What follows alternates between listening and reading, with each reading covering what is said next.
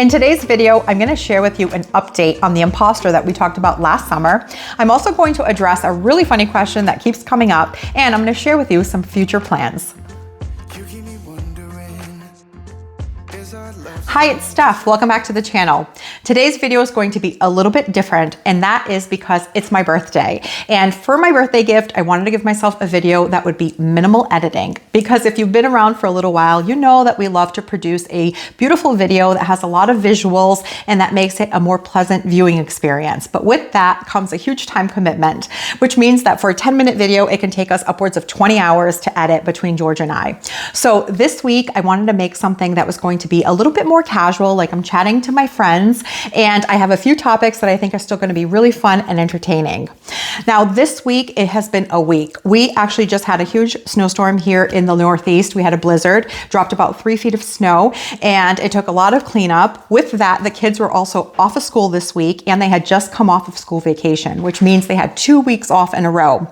So what that meant for us as their parents was we were working remotely from home. We were cooking breakfast, lunch, and dinner, keeping up with laundry, and we just didn't have it in us this week to produce a video that was going to take us upwards of 20 hours. So with that, we came up with this idea, and I have some really fun things that we're going to talk about. Let's address 3 questions that keep coming up in our comments section, and the last one's actually pretty funny.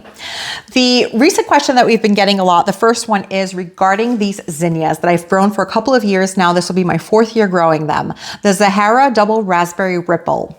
Now, these are beautiful. They're a low stature zinnia. They are nice and bushy and round. They're pink and white, just gorgeous. And many of you are going to be growing these this year because you've seen them on my channel, you really like them, and you want to try them as well. And some of you have already grown them and love them.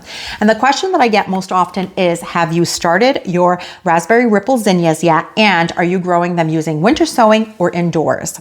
And with this particular variety of zinnia, I'm actually going to be growing them indoors under grow lights. And the reason for that is because regardless of where I buy these seeds from, I find that they have a really low germination rate. So for that reason, I want to have more control over this limited number of seeds. I only have 20 seeds in this packet, and I want to make sure that I get enough plants to cover both sides of my walls. So for that reason, I like to have control over growing them, and I do it inside under grow lights. Now, when will I be starting these? Because these need 6 to 8 weeks to grow, and I don't plan on planting them out until about mid-May, I'm planning on starting these around the first week of April. So that is my time frame for these. So if you've grown them before and you like them, leave us a comment down below. And if you're growing them for the first time this year, let me know. The next question that I get pretty often is, when is my next cooking video? And while I appreciate that so many of you really enjoy our cooking videos, unfortunately, YouTube does not like to show my videos that include cooking. The reason for that is because I am in the gardening niche, and most of you have subscribed to my channel because you enjoy gardening. So if I make a video that includes cooking, YouTube does not know who to show that video to, and they have a hard time finding an audience for it. So what that means is that the video that we spent a lot of time making and producing and that we're really proud of doesn't get seen by that many people. So it's a lot of effort for not a lot of payoff. And so for that reason, it's not something we can invest a lot of time into. I started making these cooking videos about 3 years ago when we had to transition from doing only gardening content when it gets too cold here in the Northeast to doing a little mix of home life as well as gardening. And so I started doing these cooking segments in our at-home series. And time has shown us these trends, and anytime that we do cooking, it usually performs worse than just gardening. So for that reason, we won't be able to make too many going forward. But I want to thank all of you who have tried our recipes and who have left me wonderful comments. Thank you for coming back and telling me how these recipes did for you, because it really makes me so happy to read those comments. And the third question that comes up really often is actually so funny, is whether or not George is singing the intro song in our videos. Deep out of water. And while George is really talented, he's great with repairing cars, home improvement projects, and even gardening, singing, unless it's in the shower, is definitely not one of his strengths. So no, George is not the person singing in our intro song. And the other question that comes up regarding this song is, what is it called and who sings it? And it's Body to Body by Andrew Shubin. It's a great song. If you watched our last video, maybe 2 videos back, where George and I had done 8 great plants for homeowners that were all George's pick, we talked about how he likes to choose the same things over and over again. For example, if there's a plant in the landscape that he likes, he will choose that same plant over and over again instead of just going with something different he's not familiar with. He does the same thing with his work shoes. He's had 5 pairs of the same Skechers for the last probably 10 years. And he does the same thing with anniversary and birthday cards. He always goes to CVS and gets the same card. And I think he forgets that he got it the year before, but he says it's really pretty and that I'll like it because there are flowers on it. So here are 3 years worth of anniversaries. And actually, these are the birthday cards. And then here are 2 anniversary cards. They are beautiful cards and no doubt expensive because of all this detail. But I thought it would be fun to share that little detail since it is my birthday and he just gave me the same card that he gave me last year. And with the birthday theme, when we blow out our candle, we always make a wish. And of course, every year my wish is for myself, my family to be happy and healthy. That is, of course, always very important and the top of my list. But when I start to reflect about the garden specifically and things that I would like to include in the future years, there's 3 things that always make the top of that list. And one of them is, at some point, I would love to add a greenhouse. Now, being here in the Northeast, I feel like I could make good use of it. It's also so beautiful and a place that I would love to hang out in. And so that is one thing that I always kind of dream about. And I actually already have a spot in the garden picked out for it. I had shown this in a video in the past where I pointed out on the side of our raised bed garden, where we have our hillside garden that we've been working on, there's a little bit of a dip where there is the perfect spot carved out for a 8x12 greenhouse. I've actually already measured it. George saw me out there with a measuring tape and he knew I was up to no good. But in any case, a girl can dream. The other thing that I would really love to add to the garden at some point, and this is actually something that even George would really like to add, a moon gate. And there are 2 types of moon gates that we've talked about. One that George prefers and one that I prefer. One style of moon gate is the one that has stone all around it. And I feel like it is more traditional in look and would go a little bit better with the style of our house. And then there is one that is made out of corten steel that has a little bit of a simpler, more modern aesthetic that I think would also look really beautiful and go with the theme of our Japanese maple garden. So this is something that we talk about and that we'd love to add at some point. But the reason we haven't yet is because we want to frame a really pretty view. And so far, we haven't found that view. These things take time. So once we find the perfect view, we'll know it's time to add a moon gate.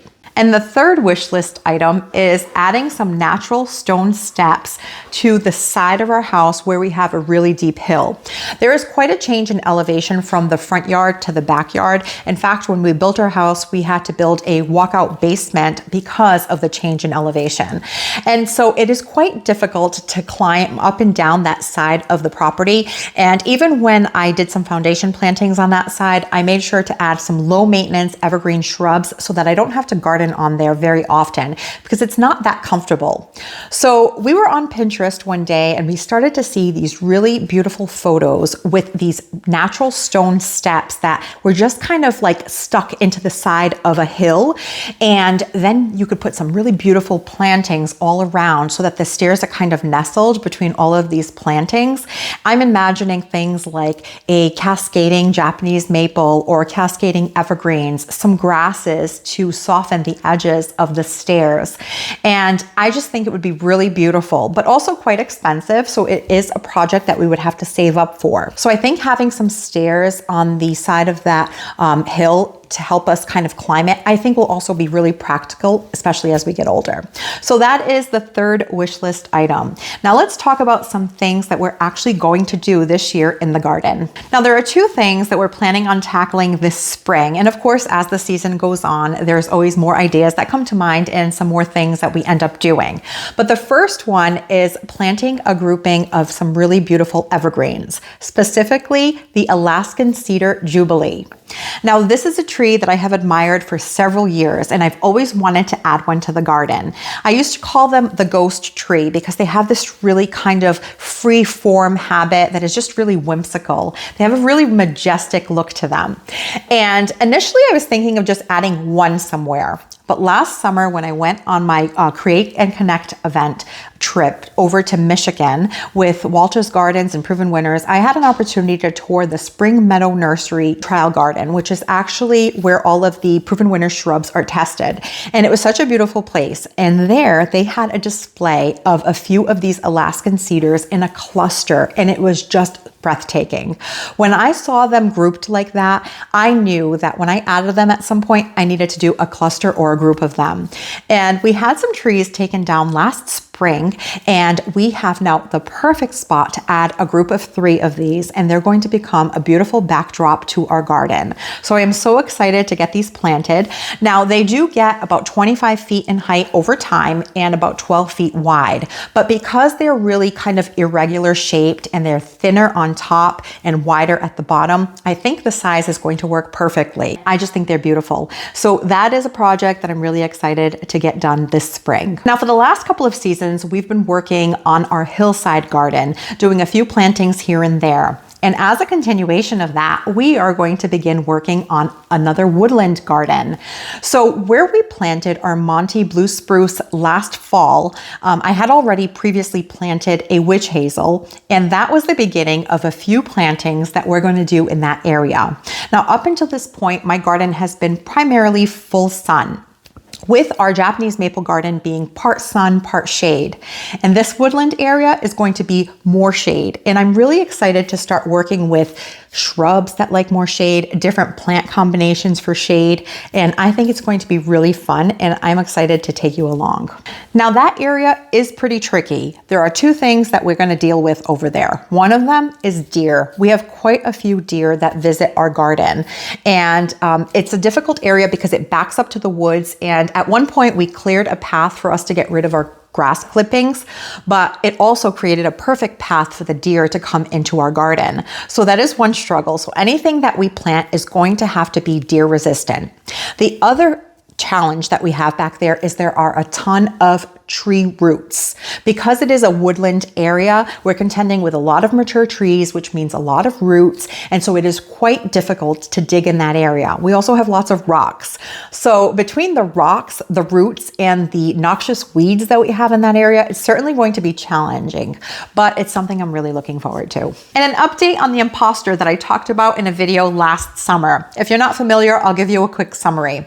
I already had an Instagram page, but I didn't have a Facebook page, and I wanted to start one because I know that some people have Facebook but not Instagram. But when I went over to Facebook and I entered Hooked and Rooted, a page popped up, one that I didn't create. Someone had already created one with my business name, and they had stolen some of my reels from Instagram and posted them to Facebook. When I saw that this was happening, I had messaged that person and I said, hey, you're impersonating me. Could you please take this page down? And not only did they ignore me, but they blocked me. And so I had to use my husband George's phone so that I could check if this account was still valid. Him and I both tried to report this as a fraudulent page. My family tried, a few friends, and we had no luck. So finally, I made this video, and all of you were so great in helping me by reporting this page as fraudulent and not the real Hooked and Rooted page. So it took several months. We would still go on once in a while through my husband's phone and see if the page was still there, and it was. So I kind of let it go, and I just kept posting on the new page that I created on Facebook. I had pinned a comment that said, this is the official Hooked and Rooted page, and it was going fine. Well, just recently we went and tried to look for the fraudulent page, and it was gone. So we were successful in getting that page taken down. So I just wanted to circle back and let you know, thank you so much for helping me in that matter. And now I just have one Facebook page. It is the official Hooked and Rooted page. And I have been enjoying talking to so many of you on there and posting more frequently. And it's been a lot of fun. So thanks again for your help with that. And speaking of Facebook, I recently made a post about these beauties, and I haven't yet talked to you about them on YouTube. So let me share this with you now.